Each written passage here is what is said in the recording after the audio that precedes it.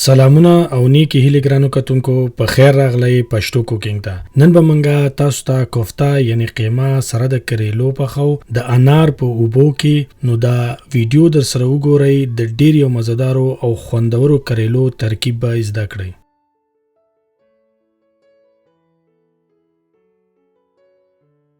د دې لپاره به زمونږ په کار وي 3 دانې کریلې. دا به په دغه ترتیب باندې پاکې کوي یعنی سپینې به کړئ.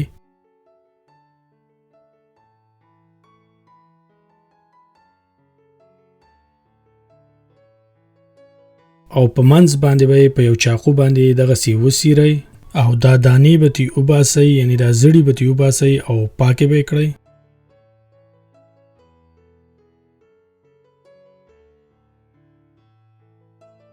د کریلو یو تریخ خوند وي نو هغه به په مالګه باندې دغه سي دی له باول مالګه ورکړئ.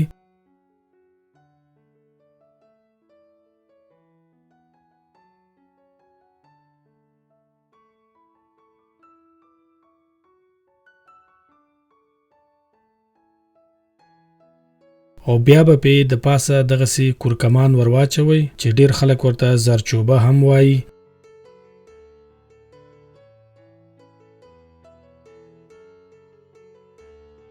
دغه به په ښه سامسه یومږئ او د 15 منټو دپاره به یې کېږدئ چې دا تریخ خوند ترې وباسي.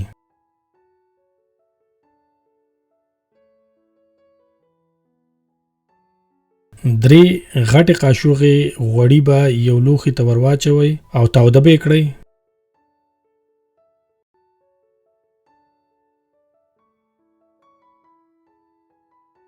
کله چې غوړي تاوده شول نو بیا به ورته یوه وړه قاشوغه ټکېدلې ادرک، یوه وړه قاشوغه ټکېدلې اوږه او یو دانه ټکېدلې مرچکۍ یعنی شین مرچکۍ ورواچوئ او په دې غوړو کې به یې دغسې سور کړئ د 2 منټو دپاره.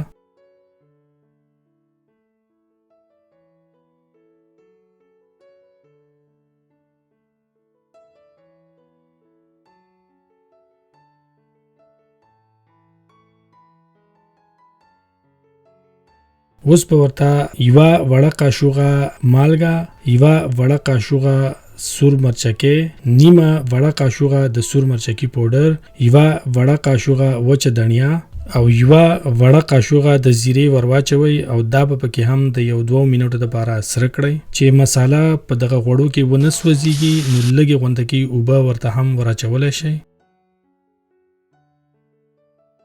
مونږ پکې 200 ګرامه قیمه یعنی کوفته وراچولې ده د غوا د غوښې. نو دا به هم اوس دې غوړو ته ورواچوئ او په دې کې به یې سره کړئ.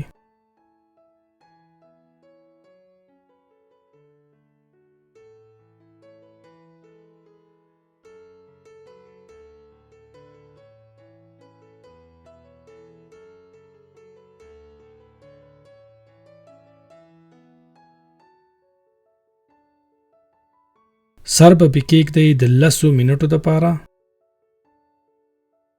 نو 10 منټه بعد به بیا دغسې ښکاري.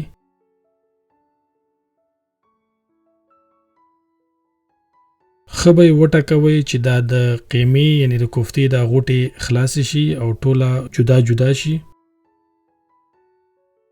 مونږه د انارو جوس یعنی 100% د انارو اوبو په بازار کې اغستی دي. کو تاسو تازه انار لرئ نو هغه د 2 دانې انارو نه اوبو وباسئ. اوس ورته په دغه ځای کې 2 غټې قاشوغې وراچول پکار دي. نو 2 غټې قاشوغې به ورته د انارو اوبو ورواچو. نیمه وړه قاشوغه تور مرچکۍ به پې اوس ورواچو او ښه به یې پکې ولړو، ګډ وډ به یې کړو. دغسې ټکولې لازمي دي یعنی ضروري دي چې دا کوفتې یعنی د قیمې دا غوټې خلاصې شي او ټوله یوه شي.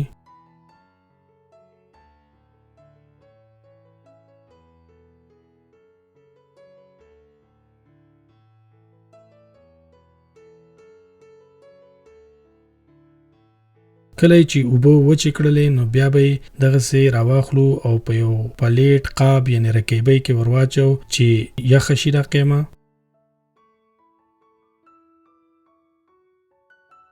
3 غټې قاشوغې د خوراک تیل یعنی غوړي به یو لوښي ته ورواچو او تاوده به یې کړو. کله چې غوړي تاوده شول نو 3 دانې پریک شوي پیاز به ور واچو او دا به پکې سره کړو.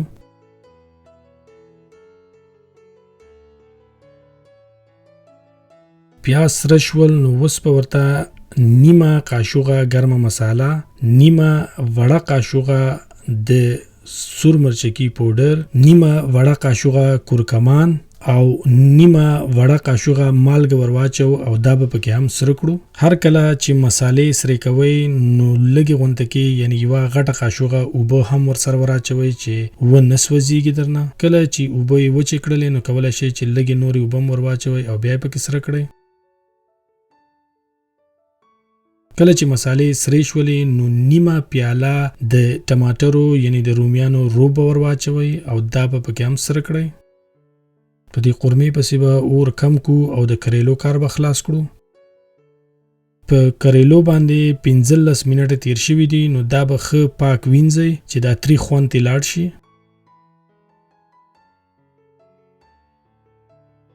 قیمه یعنی کوفته سره شوې ده نو اوس به د کریلو په دغه منځ کې دغه سی ور واچو.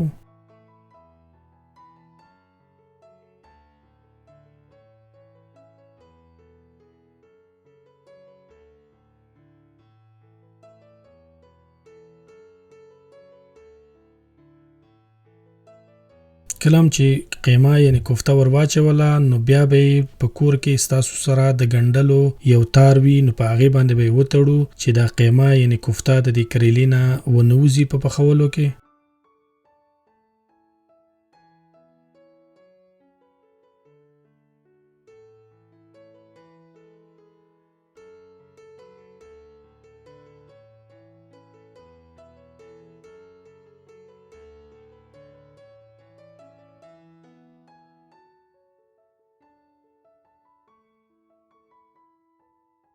پاتې شوی څومره قیمه چې دا یعنی کوفته دا به دغه قورمې ته ور واچو او په دې کې به یې سره کړو.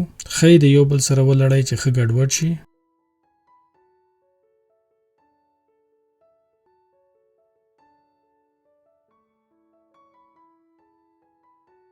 یو دانه شین غټ مرچکی ور سره هم ور واچوئ او دا ور سره هم لږ سور کړئ.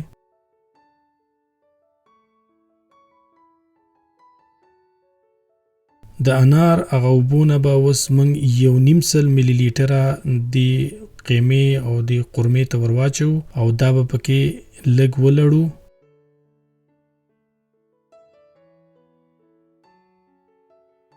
کله چې دغه سی تاوده شول نو اوچت به یې کو او یو طرف ته به یې کېږدو چې د انارو د اوبو د قیمې یعنی کوفته ته ښه ورننوځي او ښه یې واخلي. اوس به 2 غټې قاشوغې د خوراک تیل یو لوښي ته ور واچو او تاوده به یې کړو.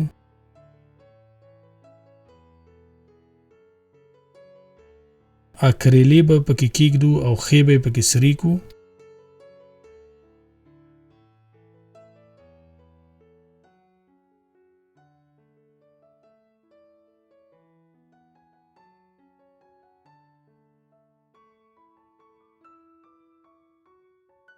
چې کله دغه سرې شولې راوا به یې خلو او یو طرف ته به یې کېږدو.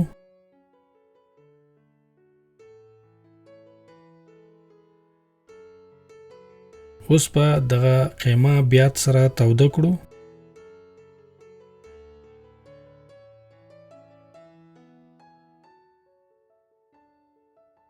دغه سي 100% د انار جوس په تاسو ته په بازار کې پیدا شي یعنی د انار اوبه او کو د انارو وخت وی او انار سو کولای شي چې تازه واخلي نو د 2 دانو انارو نه اوبه وباسي او د هغې نه کار واخلي او کو تازه انار سو نشي پیدا کولای نو په بازار کې چې تاسو د انارو واخلي نو په کار ده چې هغه وب 100% وي. نو کله چې تاوده شول نو یو اوار لوښي ته به واچو چې دا کریلې پکې بیا په اسانۍ سره کې خودلې شو. دا 3 وانه کریلې سره د قیمې سره چې موږ ډکی کړي دي دا به پکې کېږدو او په سر باندې به دغه څه قورمه ور واچو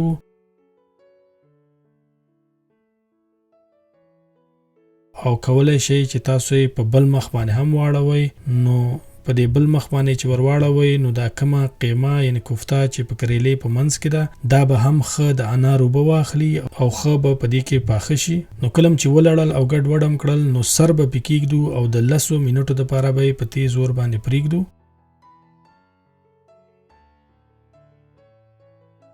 10 منټه پس په زمونږه کریلی سره د قیمې د انار اوبو سره تیاری وي.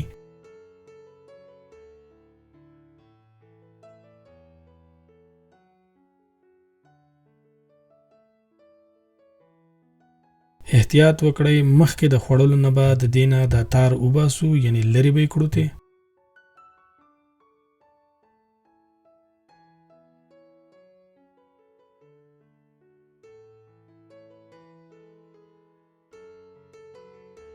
مخکې د دینه چې تاسو یې وخورئ نو په منځ باندې به دغه سي کریلا نیمه کړئ او دا قیمه او کوفته به پې ور واچوئ.